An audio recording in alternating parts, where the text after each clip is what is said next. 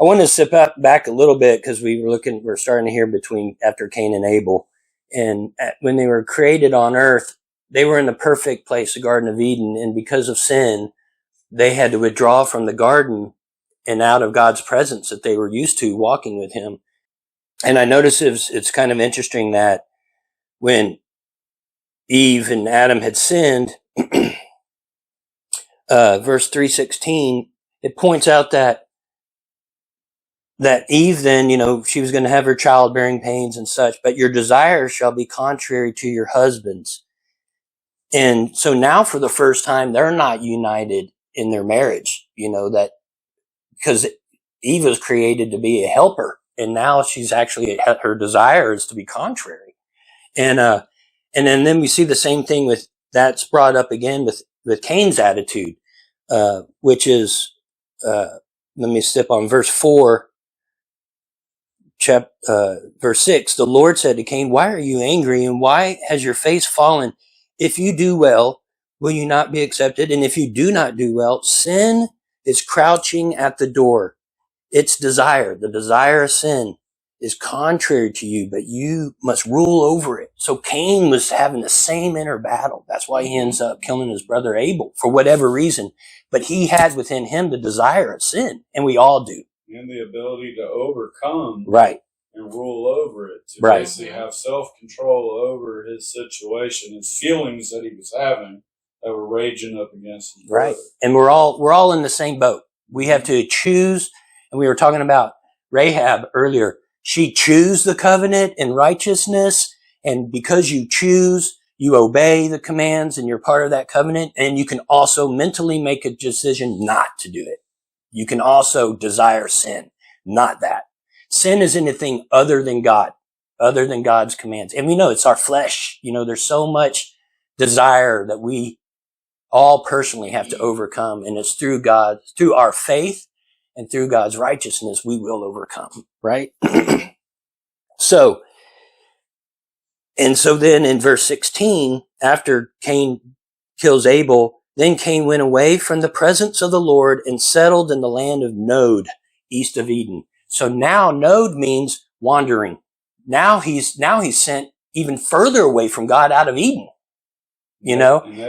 So he is choosing, because of his desire, it is making him wander further away from God. And because as we follow our flesh, we draw away from God more and more in our lives, right? We can all relate to this. Mm-hmm. And so he was wandering further away from God. So now in verse 17, we're going to finish this to 6. And we don't necessarily get into all the begots.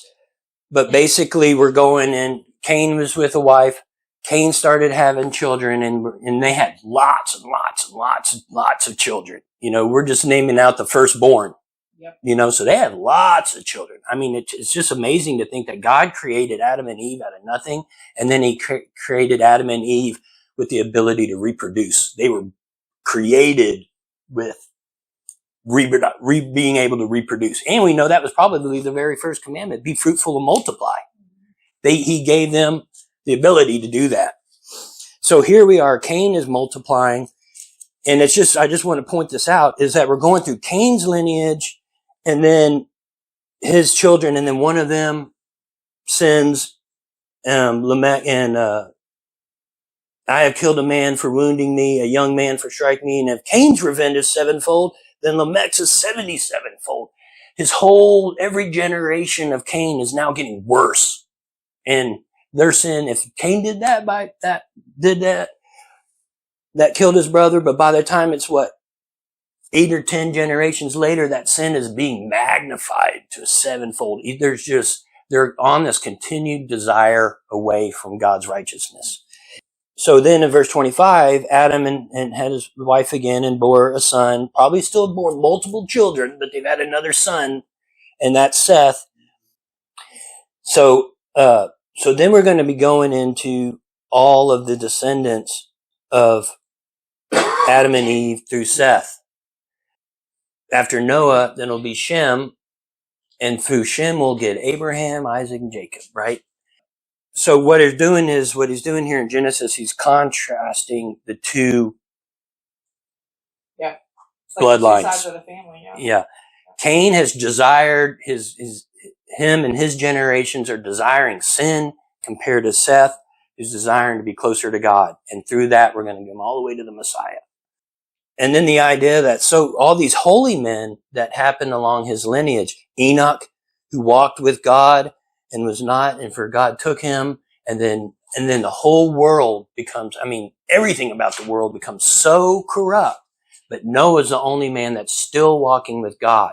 And Noah had multiple children, but was able then to save at least those two sons out of the whole world. They were the ones desiring righteousness and covenant with God, where he had to destroy the whole world. And Noah fathered Shem, Ham, and Joseph at 500 years old. So I'm sure he's had multiple children within 500 years. We're just talking about these three men that are going to be a part of this. I think you would be presuming something at that point, that they had more children than just what's... Well, the whole world's populated. Yes, but there were other people right outside besides that of the Genesis. Right. Well, that's one theory. But the idea that when you're created, like in most cases... I'm just trying to say that if he says he only had these sons, and we have to take it as that. We can't say that. I don't think it says that that's the only ones that they had. Later it'll say he had other sons and daughters. Okay, I'm getting off track a little bit. But I'm not saying it says that those are the only sons that he has. And the idea of that women being able to reproduce, typically that's at the age of about 15 years and on, right? When women, looking at history, women used to have children at a younger age than we do culturally acceptable today. Yeah. And we're not being told of all the daughters that they're having either, but we know they're having daughters and not just sons, right? I think that's really the question is like, so generations just getting told about sons, then, and that's the only people, then where's the women? Right. Is the question. Well, and when it comes to in verse 1 on the next, it actually says, and daughters were born to them. Yeah. So we know that there was more born. Right. Yeah. And these women would be living 500, 600 years, and they know that they've been fertile since they were 15. And a child, you can have a child every year or two. So, this is what Adam and Eve were made to reproduce. And let me tell you, they did a really good job at it. You know, they didn't have the infertility issues that we have today, right? Because they had good food. Yes, right. Not poison. I agree. Two cultures are now occurring. And by the generations of time, hundreds of years, and by the time it's Noah's time here, the whole world has gone corrupt. And very few are following righteousness. In fact, it's just Noah's home and these three sons. The Lord saw that the wickedness of men was great in the earth, and that every intention, the desire, every intention, thoughts of his heart was only evil continually. The Lord regretted that he had made man on the earth, and it grieved him to his heart.